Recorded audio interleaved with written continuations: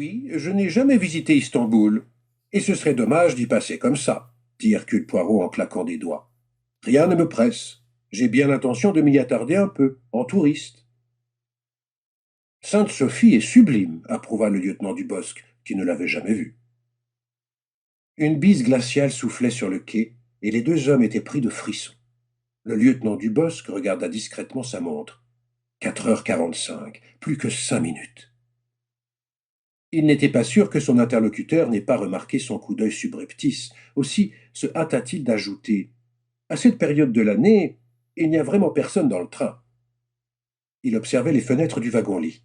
« Vous avez raison, » approuva Hercule Poirot. « Et espérons que le Taurus Express ne sera pas bloqué par la neige. »« Ça arrive.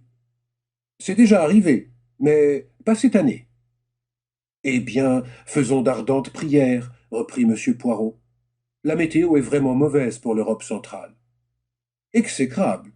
Apparemment, il tombe beaucoup de neige sur les Balkans. »« Et c'est la même chose en Allemagne, si j'en crois ce que j'ai entendu dire. »« Enfin, » se hâta de préciser le lieutenant du Bosc, soucieux de prévenir tout blanc dans la conversation, « demain soir, à 19h40, vous serez à Constantinople. »« Absolument, » confirma Hercule Poirot.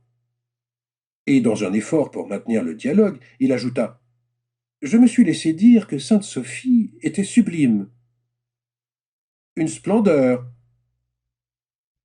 Le rideau de l'un des compartiments du wagon-lit avait été relevé, et une jeune femme se penchait au dehors. Depuis son départ de Bagdad le jeudi précédent, Mary Debenham avait bien peu dormi. Pas plus dans le train pour Kirkouk que dans la pension à Mossoul, et pas davantage dans le train la nuit d'avant, elle n'avait pu trouver un vrai sommeil.